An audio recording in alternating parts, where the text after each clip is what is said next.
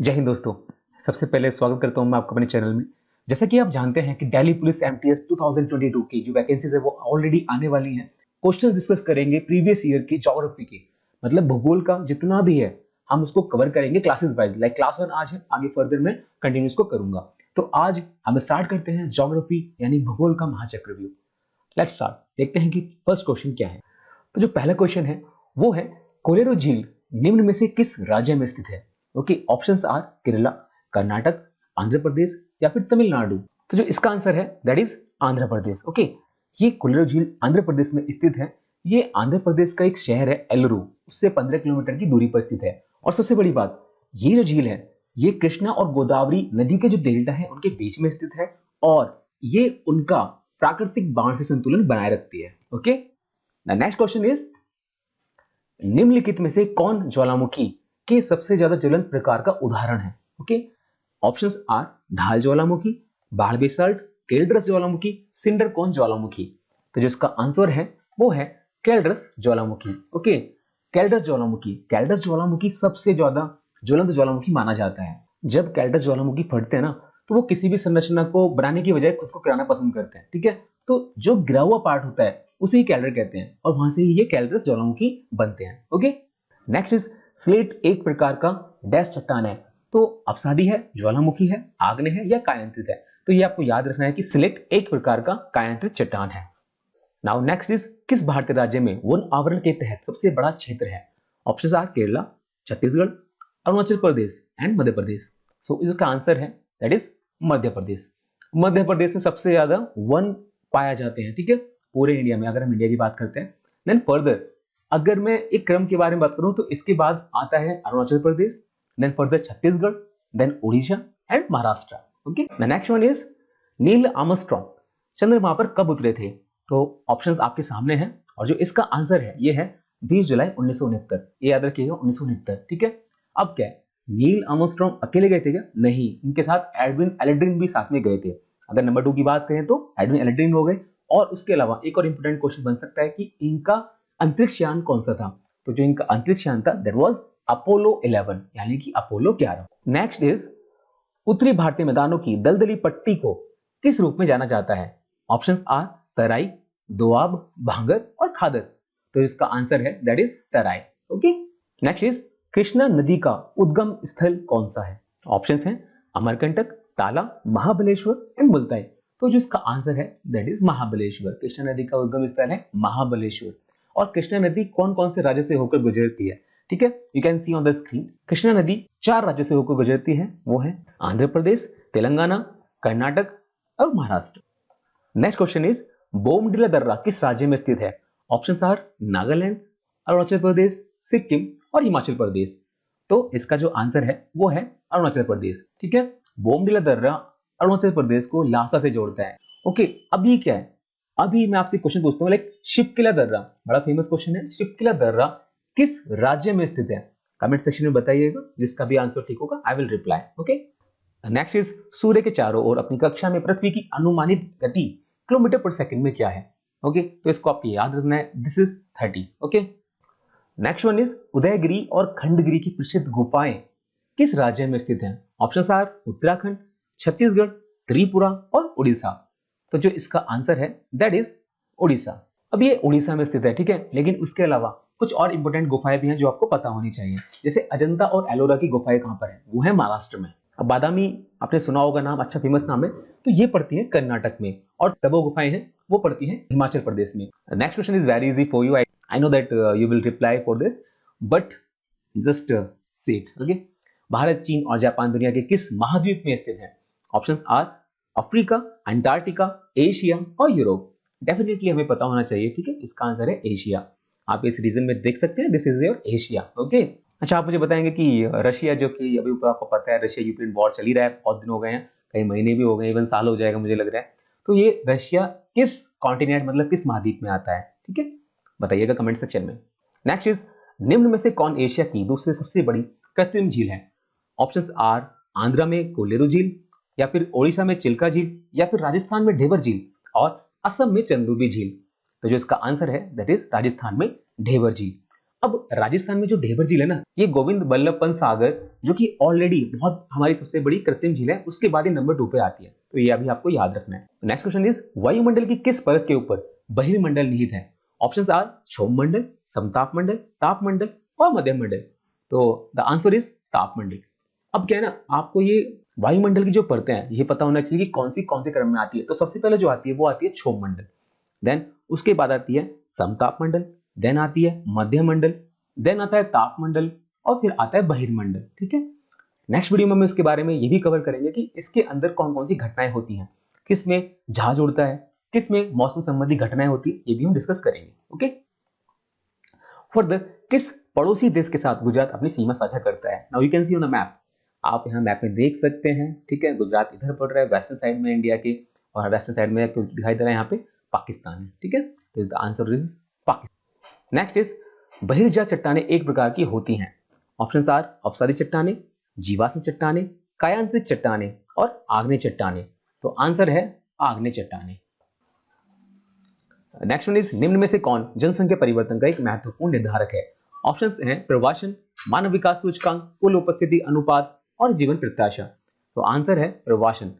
अभी आपको पता है ड्यूरिंग कोविड-19 लोग इस राज्य से उस राज्य में जा रहे थे, जितने भी लेबर्स थे, जो काम करने वाले लोग थे, इधर से इधर मूव कर रहे थे, because that was the reason that they wanted the employment. Okay, और they just trying to save their life.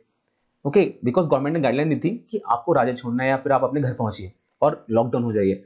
तो प्रवासन हुआ ना, इस राज्य से उस राज्य में प्रवासन हुआ और उसी दौरान जनसंख्या परिवर्तन भी होगा। नेक्स्ट इज, पश्चिमी घाट में बड़े अंतराल डैश पर है। तो options are Palghat, Mangalore, Madurai, Manipal. Answer है पालघाट। नेक्स्ट वन इज, निम्न में से कौन सी नदी कृष्णा की सहायक नदी नहीं है? Options are Vienna, Betwa, Bhima और कोयना। इसका जो आंसर है दैट इज बेतवा। बेतवा कृष्णा की सहायक नदी नहीं है।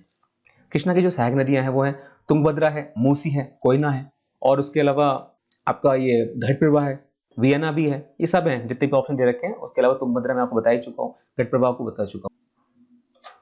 तो जो नेक्स्ट है वो है पाक जल संधि क्या है? ऑप्शंस आर, यह एक जल निकाय है जो भारत और श्रीलंका को अलग करता है, या फिर यह पश्चिम में चीन और भारत के बीच की सीमा रेखा है, या फिर यह भारत और पाकिस्तान के बीच की सीमा रेखा है, और यह पूर्वोत्तर भारत और चीन के बीच की सीमा रेखा है। तो जो उसका आंसर है वह है यह एक जल निकाय है जो भारत और श्रीलंका को अलग करता है। अब हम बात करते हैं कि चीन और भारत के बीच की सीमा रेखा उसको क्या बोलते हैं? उसको बोलते हैं मैकमोहन रेखा। ओके, और भारत और पाकिस्तान के बीच की सीमा रेखा को बोलते हैं रेडक्लिफ रेखा। Here you can see on your screen, यहाँ पर देखो मैंने दिखा दिया है। यहाँ पर तो हो गया है पूरा का पूरा ये आपका पाक जल संधि। ठीक है, इस एरिया में देखिए। ठीक है, और ये देखिए इधर से जो आ रहा है इसे हम बोलते हैं मैकमोहन रेखा, इधर टाइप से। ठीक है, और जो पाक वाला है ये पूरा एरिया रेडक्लिफ रेखा मानी जाती है, जो कि यहाँ से बनाई गई है। ठीक है, कौन सी नदी एकमात्र प्राकृतिक जल स्रोत है जो रेगिस्तान में एक झील के अंदर से निकलती है? ठीक है, ऑप्शंस हैं तीस्ता, गंगा, काली और लूनी। तो इसका जो आंसर है ये है लूनी। ओके, लूनी एकमात्र ऐसी नदी है जो कि रेगिस्तान में से एक झील के अंदर से निकलती है। ठीक है, याद रखिएगा इसको। तो नेक्स्ट क्वेश्चन है, किस मृदा में पानी का परकोलेशन दर सबसे कम है? अब परकोलेशन क्या होता है पहले आपको ये समझना है। आपने देखा जब हम मिट्टी के अंदर पानी डालते हैं तो मिट्टी उसको सोख लेती है। ठीक है, तो ये क्वेश्चन पूछ रहा है कि कौन सी ऐसी मिट्टी है या मृदा है जिसमें ये सबसे कम है परकोलेशन जो दर है, मतलब टाइम ज्यादा लेती है। तो इसका आंसर है चिकनी मिट्टी। ओके, तो इसका जो आंसर रहेगा वो हमने ये है चिकनी मिट्टी। ओके, नेक्स्ट क्वेश्चन है, कुमायूं हिमालय किन दो नदियों के बीच स्थित है? ऑप्शंस आर काली तिस्ता, तिस्ता दिहांग, सतलुज काली और सिंधु सतलुज। तो जिसका आंसर है वो है सतलुज काली। ठीक है, नेक्स्ट है, इनमें से कौन भारत में एक प्रमुख लौह अयस्क पट्टी है, मतलब सबसे ज्यादा लोहा कहां मिलता है? ठीक है, ऑप्शंस आर तमिलनाडु छत्तीसगढ़ पट्टी, या फिर गुजरात राजस्थान पट्टी, या फिर उत्तर प्रदेश बिहार पट्टी, या फिर उड़ीसा झारखंड पट्टी। तो इसका आंसर है उड़ीसा झारखंड पट्टी। ओके, जो नेक्स्ट क्वेश्चन है वो है दो अनुक्रमिक अमावस्या के बीच अनुमानित अवधि क्या है? ऑप्शंस हैं 15.5 या 29.5 या 14.5 या 28.5। तो आप इसको याद रखिएगा, हमने सुना भी होगा बचपन से कि भाई दो अमावस्या हर महीने आती है, लाइक एक महीने में एक अमावस्या आती है। तो आप देखिए 30 दिन हम लेके चलते हैं और उसके क्लोज कौन सा है, दैट इज 29.5। ठीक है, 29.5। ओके, नेक्स्ट है, कौन सी मिट्टी आमतौर पर बनावट में रेतीली और प्रकृति में खारी होती है? ऑप्शंस हैं जलोढ़ मृदा, या फिर काली मृदा, या लेटराइट मृदा और शुष्क मृदा? तो जिसका आंसर है वो है शुष्क मृदा। ओके, जो जलोढ़ मृदा ना वो सबसे व्यापक प्रकार है, ठीक है, सबसे ज्यादा पाई जाती है और यह खरीफ और रबी की फसलों के लिए सबसे ज्यादा उपयोगी है, ठीक है, इसकी बात कर रहा हूँ जलोढ़ मृदा की। और जो आपकी ये लेटराइट मृदा है ना, ये काजू की वृद्धि के लिए बहुत उपयोगी होती है। और आप जानते हैं कि जो काली मृदा है वो आपकी कपास की खेती के लिए बहुत उपयोगी है। नेक्स्ट है अभी, वार्षिक हवा की दिशा में मौसमी उल्टाव को डैश के रूप में जाना जाता है? तो ऑप्शंस आर मानसून, मौसम, वायुमंडल और जलवायु। तो जिसका आंसर है that is monsoon. Okay, next है केनरम जलप्रपात किस राज्य में स्थित है? ऑप्शंस आर केरला, असम, मिजोरम और मेघालय। तो जिसका आंसर है वो है मेघालय। जेंटलमैन, ये ना 1001 फीट ऊंचाई का है, ठीक है, तो ये भी एक जस्ट छोटा सा इंफॉर्मेशन है, ये याद रखिएगा। नेक्स्ट है मेटूर बांध किस नदी पर और किस राज्य में है? तो जो ऑप्शंस हैं वो हैं तुंगभद्रा कर्नाटका, ये काली नदी कर्नाटका, या फिर कावेरी नदी तमिलनाडु और नर्मदा नदी मध्य प्रदेश। तो जो मेटूर बांध है ना वो कावेरी नदी से बनता है, ठीक है, और ये है आपका तमिलनाडु में। आगे बढ़ते हैं। नेक्स्ट है 1493 फीट ऊंचाई वाला भारत का सबसे लंबा झरना कौन सा है? ठीक है, तो जो इसका आंसर है वो है कुंचिकल फॉल्स। सबसे लंबा झरना है, ठीक है, ये भारत का कर्नाटका में है। ओके, और ये जो फॉल्स है ये वरहा नदी के द्वारा बनाया जाता है। इसके गिरने की कुल ऊंचाई है 455 मीटर। ओके, तो आगे बढ़ते हैं। जो नेक्स्ट क्वेश्चन है वो है 2011 की जनगणना के अनुसार निम्न में से किस भारतीय राज्य की जनसंख्या में अनुसूचित जनजातियों का अनुपात सबसे अधिक है?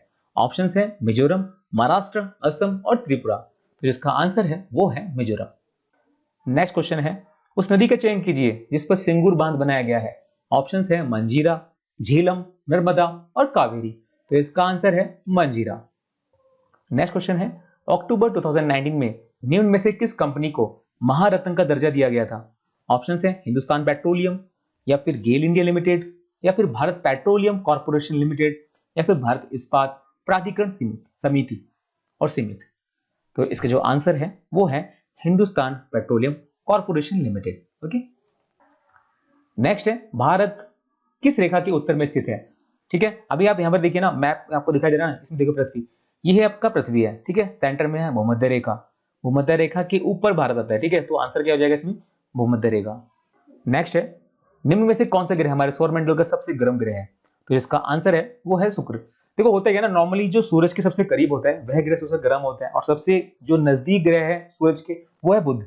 बट ये यहाँ पर अपवाद है, ठीक है, तो इसको याद रखना है। इसको सांझ का तारा भी बोलते हैं, चमकने वाला भी ग्रह बोलते हैं, शुक्र को ही गर्म ग्रह बोलते हैं, ठीक है, और पृथ्वी की बहन भी बोलते हैं इसको। तो ये शुक्र के बारे में है, ठीक है। नेक्स्ट है 2011 की जनगणना के अनुसार भारत में निम्न में किस राज्य में जनसंख्या घनत्व सबसे कम है? तो जिसका आंसर है वो है अरुणाचल प्रदेश। नेक्स्ट है 2011 की जनगणना के अनुसार निम्न में से कौन सा भारत का राज्य सबसे अधिक जनसंख्या घनत्व वाला राज्य है?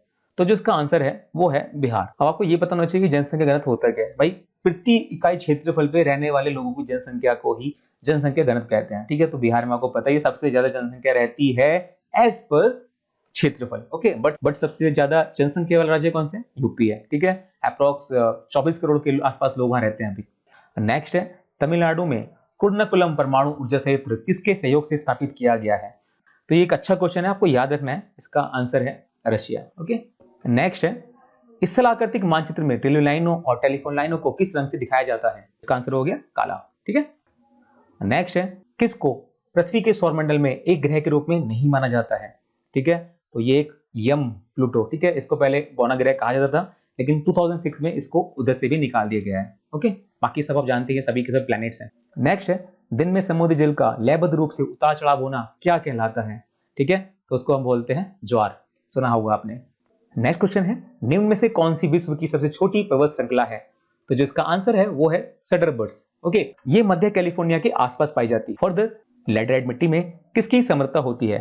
फास्फोरस, कैल्शियम कार्बोनेट, पोटेशियम या आयरन ऑक्साइड? तो इसका आंसर है आयरन ऑक्साइड। ओके, फर्दर डोडा बेटा निम्न में से किस पर्वत श्रृंखला का सर्वोच्च शिखर है? तो जो इसका आंसर है वो है नीलगिरी।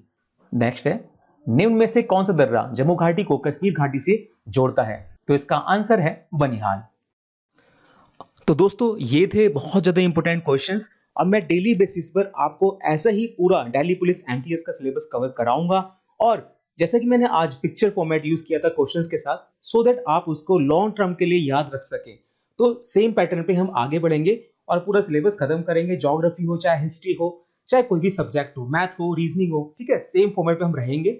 आशा करता हूं आपके लिए ये वीडियो बहुत फायदेमंद रहेगा, और अगर आपको ये वीडियो यूजफुल लगा हो तो चैनल को सब्सक्राइब करना ना भूलें, क्योंकि ऐसा करना आपके लिए भी अच्छा होगा और हमारे लिए भी। थैंक यू, मिलते हैं फिर नेक्स्ट वीडियो में। जय हिंद।